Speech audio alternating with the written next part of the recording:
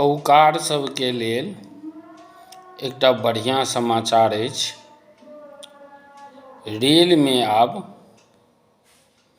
70 प्रकारक व्यंजन भेटत, यानी पेंट्री कार में 70 प्रकारक गर्मा गर्म व्यंजन तैयार हेतै और ई सब विभिन्न क्षेत्रक विभिन्न राज्यक लोकके ध्यान में राखि कऽ कयल गेलैए। मुदा बिहारक बारे में जे एकटा मानसिकता छै से नहीं बदललै। ओहिमे देखलहुँ जे बिहारक लिट्टी चोखा भेटत।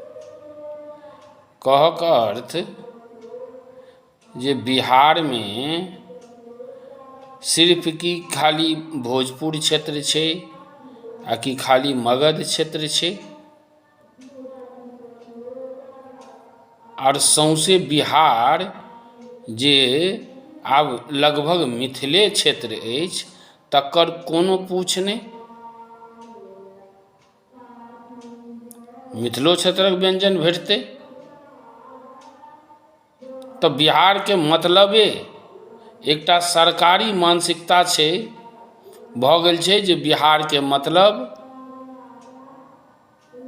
वह पटना, बिहार के मतलब भोजपुर क्षेत्र, बिहार के मतलब मगध क्षेत्र, बिहारक बोली भोजपुरी, बिहारक भोजन लिट्टी चोखा, ई मानसिकता में आबि गेल छै। तऽ ठीके बिहारो तो वह छै।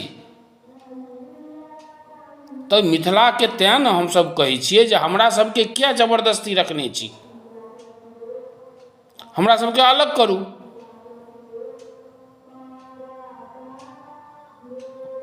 अगर अब वास्तव में अहाँ सब ई बुझि रहल छियै जे बिहार बस ओतबे छै, ठीके बुझि रहल छियै, नकारि नहीं रहल छी, लेकिन तखन तऽ जबरदस्ती न हमरा सबके ओहिमे अहाँ सब ढो रहल छी। हमरा सबके अलग करू, मिथिला के अलग कऽ दियौ।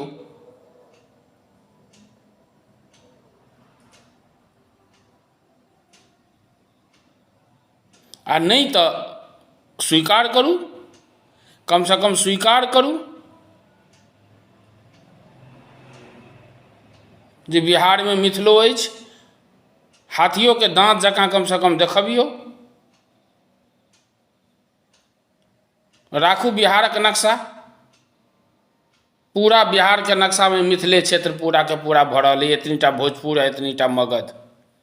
मुदा वो मानसिकता बिहारक बोली भोजपुरी, बिहारक भोजन लिट्टी चोखा, बिहार मतलब पटना, बिहार मतलब भोजपुर मगध,